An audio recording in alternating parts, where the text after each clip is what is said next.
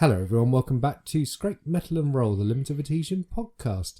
This is episode 10, talking about all the action from TCR at Hockenheim and the USF 2000 at Gateway Oval. Joining me this time, I have three of the drivers who were in action in that race. We've got, first of all, Russell Bright. How you doing, Russell? Hi, Gareth. I'm doing all right. It's a bit late for me, Excellent. but I'm managing to stay awake. Here's a late record, but yeah, we'll keep you awake through the whole thing. And next up then, we've got John Cook. How you doing, John? I'm good, cheers, mate. Good to hear you. And finally then, we got Ben Chalcraft, or should I say Ben Chalglock. How you doing, Ben? Oh, you didn't use Russell's nickname. I was proud of that one. I made that one. Yes, I'm good. I'm good, Gareth. Hello, gentlemen. Good. Well, yes, we should refer to him as Russell Flight, of course. Thank you. Especially because we're talking about touring cars. So. Yeah. So anyway, three of us just fresh off the back of a Formula Ford race at Long Beach, along with Alex Murphy. Congrats to Alex on his podium. John, you don't want to talk about it, but yeah, give us a little précis of your race. Qualified last. Well, I qualified last of all the people that bothered to qualify. Yeah, you got to ahead of Russell. Yeah, and then I think I tapped you on the first, just before the first corner. I gave you a little love tap, and then I found Russell alongside me around the back straight. Managed to hold him off, but he ended up having contact with someone else. And then the next lap, I was just caught up in a big traffic jam meatball, and then that was it. Race over. Thanks for asking. You could have come back out. I did come back out. He did. I spent the rest of the race just moving out of everyone's way. Oh man! I mean, the crazy thing is, I've gone back in with a meatball before here and still came home second. I mean, there wasn't that many cars in the race, so. Yeah, no, that weren't happening tonight, mate. No, Russell, how about yourself? It was a really good combination. Practice went so well. It was brilliant. I could give you a much longer version of how all evening I've been trying to fix my wheel, but I won't go into that. But yeah, it just went wrong as soon as I went into the race session. The qualifying, I went into the wall and didn't have enough time to do a lap, so John did actually out-qualify me. I was trying to qualify. And then in the race, as I was trying to overtake John, someone was stuck round the hairpin where you couldn't see, and he decided to reverse out into me. And then the carnage just stumbled from there. We actually joined, and he couldn't get free, and then caused damage all over my car. So I was a couple of seconds slower. And then later on, turn one, I took too much of the curb and put it in the wall, so I had to tow. But still managed to come out the pits in front of John, so that I'm counting it as a win. Did you record it? Yes. I will delete it. No one's. I don't think anyone's going to watch it as soon as I'm in the first. As soon as I get past you, that would be it. They will tune off. I think. Unsubscribe. Yeah. I mean, it was a tasty field though. I mean, strength field was 2.2997, so it was pretty high up there. And the guy who won it was like an 8K driver. So yeah, I've not come across him before. I've raced the two on many occasions. He's super quick. Yeah, and he's on YouTube as well. Oh, I'll have to check him out actually. Yeah, and Peter in P4, he's Sleep Cat, isn't he? Yes, he is. So quite a star-studded field. Yeah, I nearly had P5, but I spun in T1 on the second to last lap, so came home 8th. But I was car 18, so a double green finish for me. So I was quite pleased with that. Well done. Yeah, I really love that combo. Thanks, man. Yeah, that's the 7th time I've done it in the last 2 days. I think you only got us in there so you could beat us. Yeah, maybe. Our eye out, yeah. But then Alex spoiled my fun by beating me. So yeah. Ben, have you been doing any officials this season? Almost none, I have to say. I mean, I did quite a lot. I was trying to do multiple series a couple of seasons ago, and then I tried again last season. It fell away, and then I've started doing private leagues. So I've not been doing so many officials. I really should. I'm tempted. Something we might cover later is when there's new cars and the new F3, for example. That looks like that could be fun. Yes, indeed. Well, let's talk about that actually, because that the announcement came out yesterday So obviously that will date this podcast when it finally comes out on the channel. But we, the season 2 release package is enormous, isn't it? Just so much content coming, and as you say, the new Super Formula Light, which will be a new F3 car. Do you think the F3 is going though, the current one? It's hard to say. I mean, previously they've had one a bit like the Formula Ford and the Skippy that they've kind of kept running in parallel. But being the Dallara that, in the real world it is, well, a couple of steps down the line, but it's the direct replacement for that chassis. You would think it's a swap in, swap out kind of situation, but F3's always seemed fairly popular. You wonder if they want to upset the apple cart and whether people will transfer over and purchase the new car, I suppose. Bit of a judgment for them. I think it would go. I mean, the Formula Renault, after all, that was still fairly popular, and that went at the right time. It didn't actually have round wheels. I don't know if you've ever sat in the Formula Renault recently, but if you have a look at the front wheels, you can see the sort of like planes around the wheel. It was already off the schedule when I started, I'm afraid. Oh, was it really? Wow. Okay, fair enough. They did give a bit of warning though that was going, didn't they? They did, yeah. I don't know if they said anything on the S3. I imagine it would just be down to the community reaction, really. If enough people shout, then they might keep it. Yeah, I mean, I think it makes sense to replace it because it is a very old chassis now. I mean, I know that car was, I think it's, according to Wikipedia, it's like the most successful and most raced F3 chassis of all time. And it is fun, but at the same time, it's like, well, then it makes sense to move forward and move with the times. And even though you have great love for a car, eventually it's got to go, hasn't it? So yeah. I don't think I've seen that since. I mean, you guys have been here a lot longer than I have, but I don't think I've ever seen a car get retired. It just becomes like legacy, yeah, and then you can pick it up on the cheap. Yeah. It'll just go legacy, but then it doesn't really start. It doesn't get many updates anymore, which is quite interesting because I saw the Legacy Pro Master, which is a really fun single seater. That's on the Nürburgring. What's it called? The Ringmeister series this week, so you can drive that, and that is a really cool car. But it's kind of similar to those sort of cars. Yeah, it's an interesting car. That I did see one of the series I was doing was last year was. Probably shouldn't advertise on somebody else's podcast, but I was running a series in that where they'd painted all the cars as 97, 98, and when you entered the series, you got given a livery and a team depending on pre-season.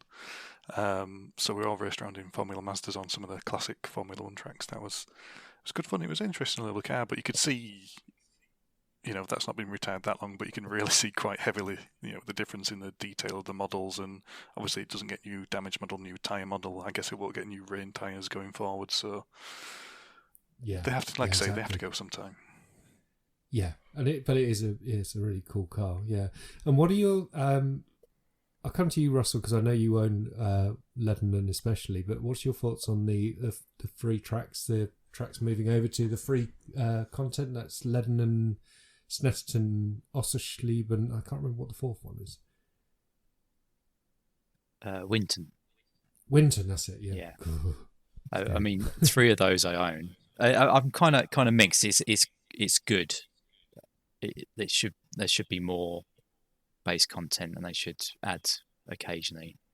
I think it's obviously consumer power because people obviously are not buying those tracks. And it shows if more people were patient, then maybe we would get more part of base content. That said, I was guilty of buying Lebanon straight away just purely for the views on the channel. I don't think it would have been a track I would have normally purchased. Same with Winton when that came out as well. But yeah, I think it's a good thing. We need to sort of keep on adding fresh tracks to base content. And good that Snetterton's going to be one of them because that will be a real test for some rookies, I think, with some of those difficult corners. Yeah, absolutely. Yeah, John, what's your thoughts? Well, I completely agree. The more the better. And I don't understand that Snetterton gets a lot of hate from what I've seen, but I think it's a brilliant track. I'll be happy to see more races around there. Yeah, I'm with you. Have you tried Lebanon? Or I mean, I know you've seen it on Russell's channel, but have you tried No, it? that's all I've seen of it. So yeah, it'll be certainly something I'll have a look at when it comes out. I don't know the other tracks, so yeah, I'll be keen to give those a go as well. Winton's ghastly. I bought it when it was Skippy was there, and I tried it in practice, and I just hated it so much. I never did the race because it just it's a triple hairpin section, and the Skippy was just understeer city all the way through it, and it just didn't really feel that pleasant to drive. So yeah, The first sector's good though. I like the first sector. I've had some fun touring car races at the club circuit. Right. I can only remember the first left-hander and then just that horrible triple. It's been a while since I've driven it, yeah. But yeah. Ben, how about yourself? Yeah, I mean, I think I already own all those tracks. I'm a bit trigger happy when it comes to like buying the tracks now. Sometimes I think I've got all those 4 tracks that are going free, but I've only ever raced 2 of them. And I think one of them was for a championship. It was Winton that we did. I mean, I didn't mind the track. Sometimes it's just a case of, I think, getting the right car, the right conditions. Sometimes you just have a bad experience and you write a track off, but if you come back in another car or different set of conditions, then you can have a great time and really changes your perception. I like to see the variety, though. I think I was saying to somebody just earlier today, Spa's great, but I just don't want to race in every single championship. So if they're throwing more into the officials and kind of forcing more people to experience more tracks in a way, then, I'm all for that. Yeah, that's a very good point, actually. I was just thinking, because I tested Lebanon. I bought it, actually, because of your video, Russell, because I was like, it looked quite interesting with all the elevation changes, but it did look a bit stop-starty. I think you were in the Ferrari. But then I bought it and drove the LMP3 around it because I'd just got that car, and I struggled a bit, but I'm just thinking that it will be so fun in something like the Formula Ford or the Skip or maybe the MX-5 as well. That would be brilliant around there. Yeah. So, Yeah, I completely agree. I agree with Ben as well. It's good to have the variety. And Lebanon is a unique track, so it's good to have. And I think you're right. Formula Ford would be really good around there. Yeah. And I mean, I wasn't upset when VIR got made free as well, because that's always a track I championed because I bloody love it. I think it's really fun, and a lot of people don't seem to get the love, but yeah, it's good for me. Oh, I love it as well. Yeah, It's brilliant, VIR in the Clio is my favourite every season. Wow. Okay, I'm gonna have to try that because I have bought the Clio now. So you're gonna have to join us on a Wednesday then. That's the plan. Yeah. Nice. That'd be good. And the other, because what was I going to say? Yeah, I mean, I literally bought Osserschleben and Sandown and something else. Chicago. I literally bought them like 3 weeks ago, and I've only raced on Sandown in that time, and yet now they're going made free. But I'm okay with it because, like you say, Russell, it means there's more people going to be racing on those tracks, and it's going to be good. So, and it means that iRacing can afford to do stuff like Mugello, which is one of my new favourites as well. I love that track. So and Rain. Let's talk quickly about Rain. Go around the table. Are you looking forward to it or not? Let's start with Russell, then we'll go John and Ben.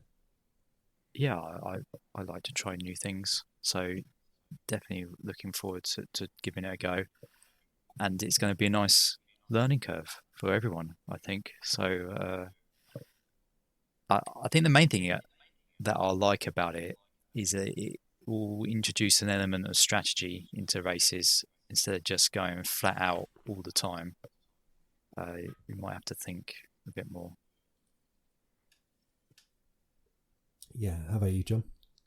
You scared? Again, completely agree. If they do it right, it's going to be awesome. All this talk of the track evolution, where in certain conditions you wouldn't even notice it, but the water will pool in certain areas, and all. If it works out, it's going to be good. And like Russ says, any element of strategy that gets added into the game, or sim, whatever you want to call it, is only gonna make the experience more authentic. Yeah. Ben, are you a Rainmeister? Not yet. No, although we're all, I think we're all English, aren't we? So we should have a good experience in the wet. Yeah, I think it looks fantastic when you see the visuals of it. When you see and all the, like I say, the talk we've done about the technicality, it sounds fantastic. I do fear a little bit. I mean, I'm still getting used to keeping the cars under control in the dry, even though I've been doing this a year now. So yeah, it's a little bit of apprehension, especially thinking at how some of the Formula 4 races go in the dry. If you add some slippery track to that, it could be interesting.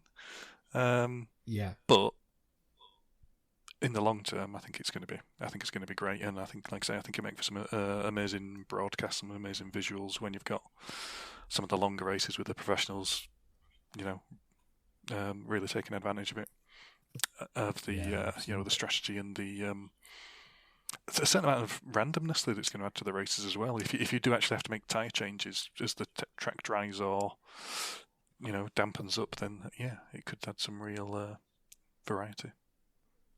I think some of my viewers would agree with some of your fears there, but Ben, I've been having a few comments about it's going to be carnage. But my biggest fear is, will our computers be able to handle it? Are we all going to need to upgrade?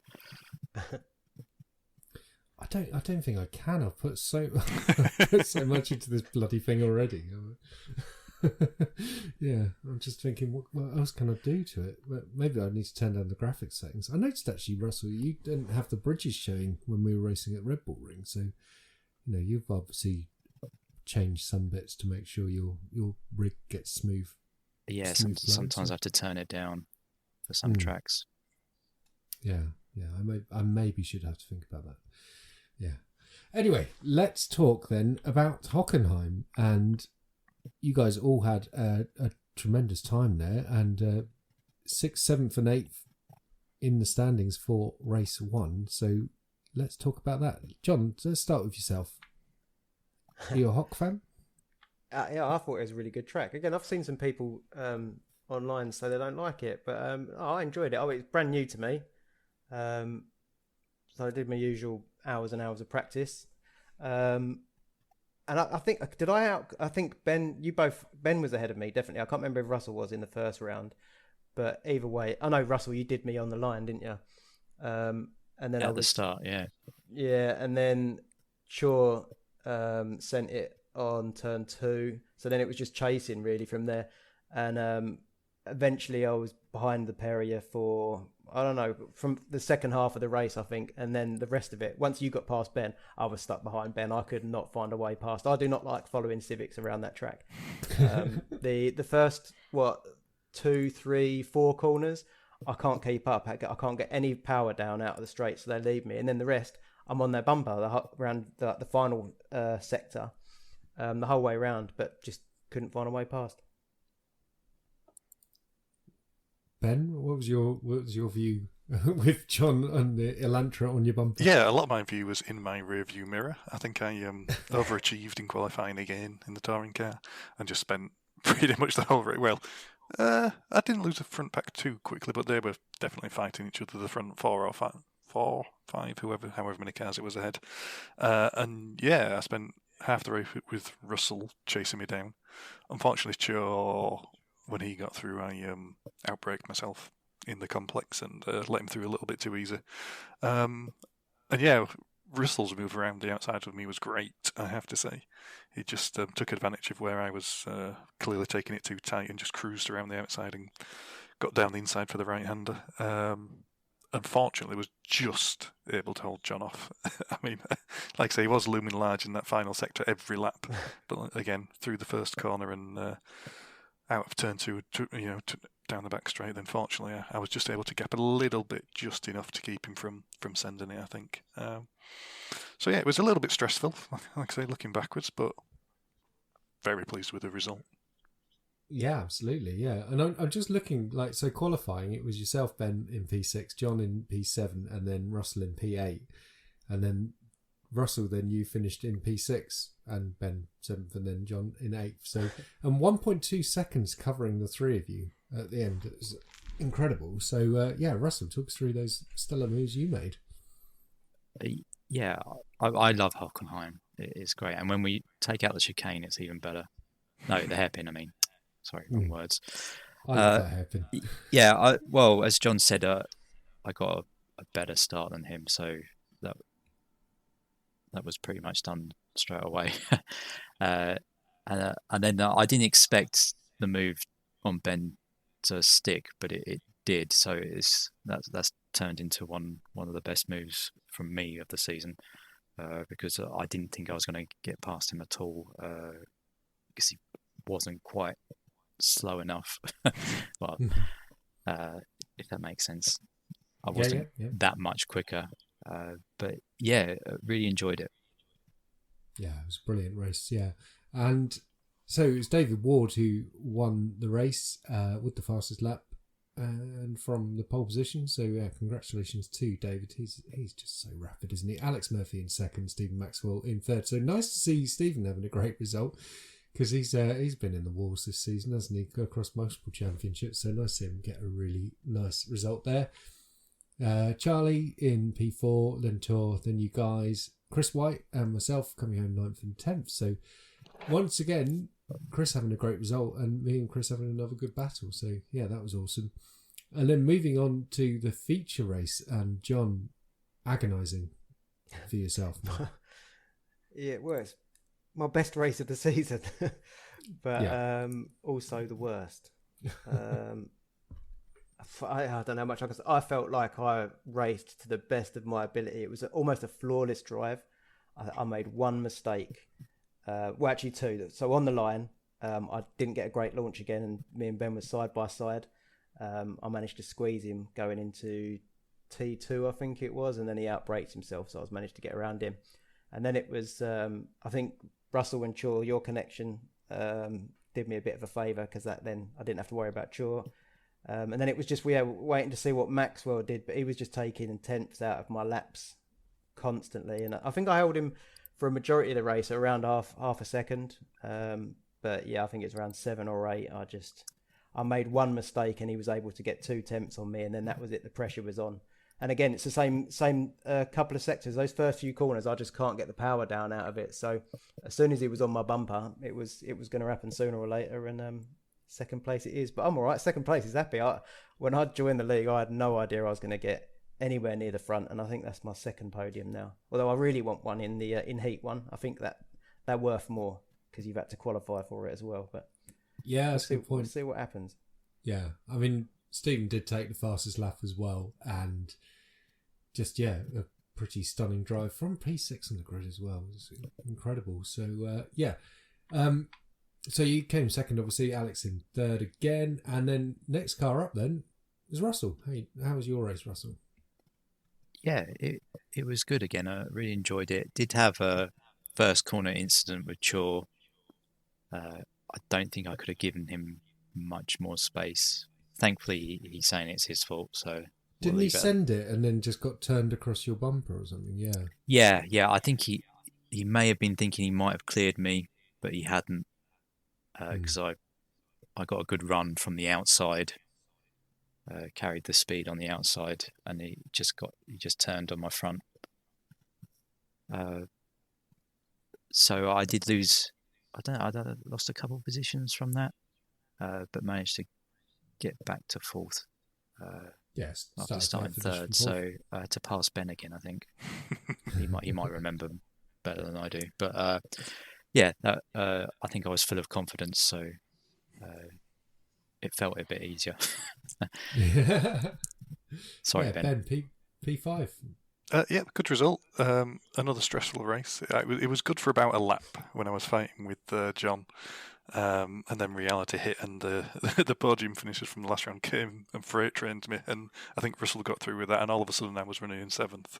But I found myself in my own little gap. I was just running a consistent pace, and then there was another incident. I know David Ward had contact with somebody. I think Charlie got a drive through, and yeah, I gleefully collected 5th place and ran away with it.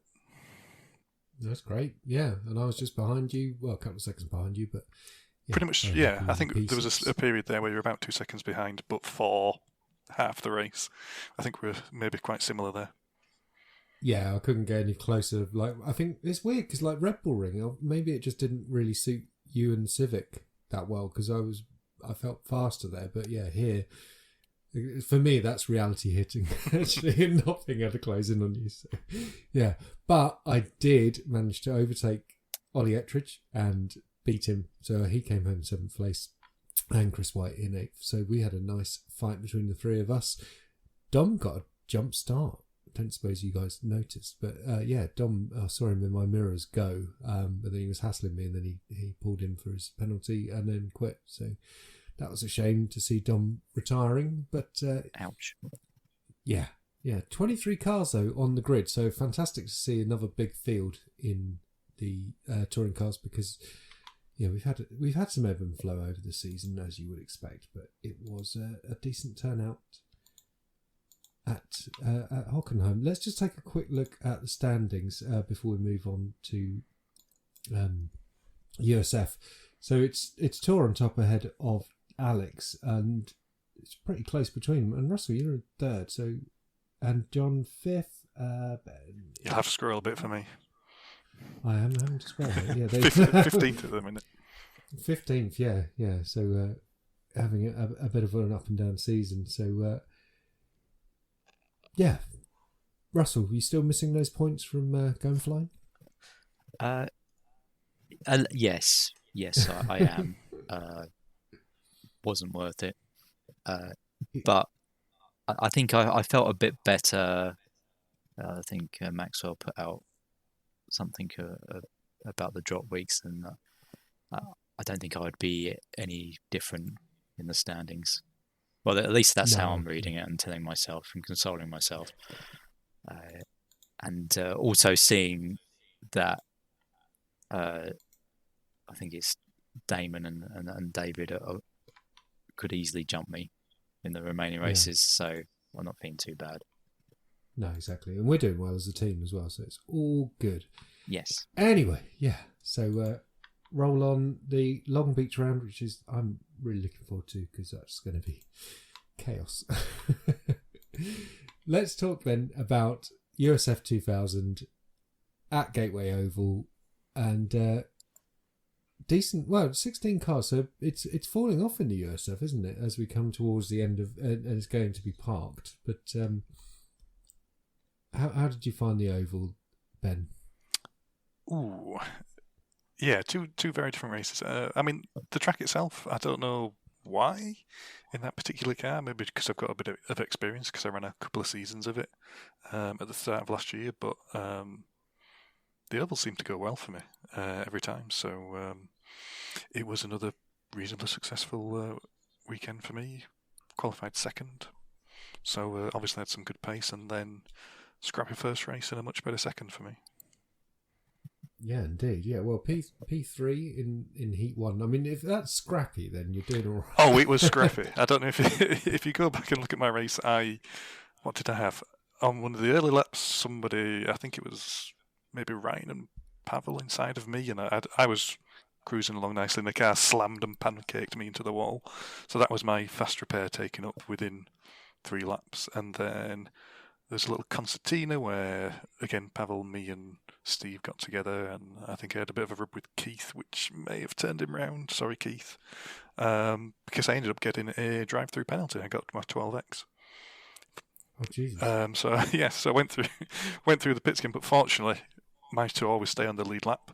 And then towards the end, I mean, I was making up positions. Like I say, I had a reasonable pace there, and then there was another incident towards the end, and then the drama on the final lap, which got me another couple of positions thanks to penalties. Yeah. and P2 in the feature then, so another good result as well. That was first tearing round at almost max revs for 20 minutes and all the restarts and what have you. The second race was positively relaxing. The only frustration really from that was I mucked up the first turn on the last restart, so I didn't get to have a run at Chur. So I thought I was destined, because I'd gone on that evening. I'd gone 7th, 5th, 3rd, 2nd It would have been a nice order to have got the drop down to every time. So so it was good fun. Kept it clean. Had some good close racing in that second race, and it was, like I say, it was all very smooth, very respectful. People sending it but leaving space. So it was I really enjoyed that second race. Yeah. Well, does that mean there's going to be a first in round 7, Ben? Unlikely. Well, I mean, we've been to Long Beach before this season in Prime, and that was a good result for me in Prime. But I think that was mostly due to just surviving. There was some exuberant driving and some rubbing of paint and some tearing off of suspension at Long Beach last time. So we'll see. Tour was a class apart when we raced it in season 1, so I'm hoping there's a bit more competition for him this time. So I'm sure Alex will give him a run at the very least. Oh god, yeah, inevitable, isn't it? Yeah. And Russell, probably one of your longest league videos, with all of the safety car stoppages. So how was your race? yeah, that's a good fact. I mean, I've done that combination of quite a few times. Well, it feels like a few times. I even won a race as well, a very rare win. But this time, it seemed like there was super grip. I don't know if it was the track conditions. I forgot to know what they were. But the cars were going a lot quicker. I set an all-time, my PB, by a few tenths, which is quite rare for an oval. So it felt good, but I'm not sure if it helped the racing because you couldn't really get past the leader. I was going into it thinking it'd be great for me like it was at Phoenix the other season, but first race I had a crash with James and Pavel, so I did manage to get back on the lead lap though with all the cautions. So thank you guys. Yeah. Let's talk about the controversial finish, which was with Philip Miles, and obviously there was a trip up at the end of the feature race, and from watching it, it looks like Alex goes and he comes out of the queue, and I think he's been a bit naughty here because it should be a single file restart, and he comes out of the queue, and then Rich Meesters follows him, but then just tries to launch it through the middle between them. So and then they have a big tangle up, and it's still the white flag, goes to white flag lap anyway, and drivers don't let the pace car through in time. So you have Steve Pepper and a couple of others literally stopping on track just before the checker line. Philip goes through. I don't know why he goes through though, but he goes through and gains a couple of places on them. Russell, what's your view? Yeah, it was quite a unique one, wasn't it? But my view is that as soon as the yellow came out, my message was let the pace car pass. And I'm assuming that's what everyone else had. I think that's the way it works. So everyone should have backed off knowing that the pace car was behind them. Because I know the way it sort of works. If you come to a stop on the track, it kind of thinks, oh, you've crashed, so it can let, if the car's moving, go past in the order. So, I mean, Philip was recovering and following the direction on screen. So, I think, that he performed what he should have done. Yeah. Yeah. I mean, I did tell Steve, because Steve has put a protest in about it. And we do have a league rule that does say, it goes all the way back to season 1 of Prime, that we will not change a result against what it has recorded in iRacing, because that's just it just going to lead to all sorts of confusion and things. So we said to him to put a protest in, and if iRacing deemed that Philip had done something wrong, then they could change it or raise it as a bug. But as you say, it does seem to be down to them stopping on track, which is why it happened, and the fact that it was on the last lap. Just very, very freak circumstance, really. Yeah. Ben, I presume you didn't sort of manage to see it, and you just managed to scamper over the line. Yeah, I was lucky that it didn't affect me in any negative way. So obviously I was in race 1, was it? Yeah. So I was in 5th at that point, so there was a little bit of a gap between me and Ken, who was out front. And you could see him slowing, but not slowing enough, so I was trundling along quite slowly, but not quite. But as we came around onto the final straight, it was a traffic jam, and I think Ryan had pulled out, but he'd already got a penalty from the incident the lap before, so he had a drive-through that he wasn't able to take because it was the last lap. And then I just trundled along. I don't know if I did come to a stop. I may have had to, but then as soon as the pace car came by, hit the gas and just trickle over the line.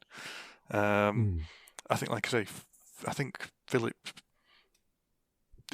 did it. It's one of those letter of the law versus spirit of the law sort of things.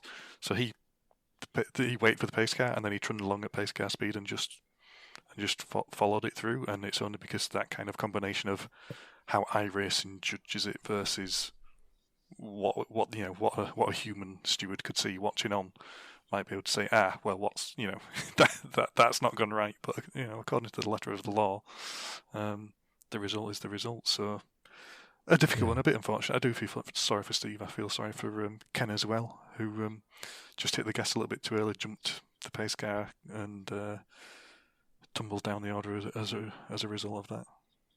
Yes, I got it wrong. As I was saying, it was the feature. It was heat 1, wasn't it? It was the final lap of and it was Ken who was, as you say, led the whole race and did tremendously well to then have that unfortunately losing the result to Tor, agonising for Ken to come home in 12th. So commiserations to him, and as you say, to Steve and whoever else lost out with that schmozzle. So lesson learned though to everyone, follow the instructions on screen, and if it says let the pace car by, slow down, because we all had a whole lap to do. Well, I didn't. I was in the pits and dead already. So try your best not to stop on track. Yeah, exactly. Yeah. So it was Tor, Gavin, and Ben on the podium. Philip, Steve, and Russell in rounding out the top 6, and then taking a look at the feature race. Tor doing the double, Ben coming up in P2, Ken getting a sort of commiseration consolation prize of P3. Mark Brown, he's quite new to the league, isn't he? He came home P4, Chris White and then Alex in P6. Quick look at the standings, because I'm very conscious of time and don't want this to go too long for everyone because it would get quite boring. So season standings, it's Alex on top at the moment, ahead of Tor. But there's only 11 points between them. Ben, you're in 3rd, so you're still doing tremendously well and still got a chance of a win. So let's just a final word to you, Ben, really. Do you think you can beat Tor and Alex? Not on raw pace. But there's always room for incident, especially when you're going to Long Beach, and the curbs at Charlotte could easily claim some victims. So I'll give it my best. My pace has been, like I say, not quite pole position pace, but it's been reasonable. I prefer the open wheelers to the tin top, so that should that's why I'm doing slightly better in that championship. And just keep it safe, trying to survive and see what it brings. Yeah, absolutely. Well, best of luck to you in the championship, because you are doing super well. Russell and I almost were having a part-time season. I just keep crashing out. And Russell's not racing it full-time way, Russell. So, yeah. No. Although when I do race, I crash as well. So.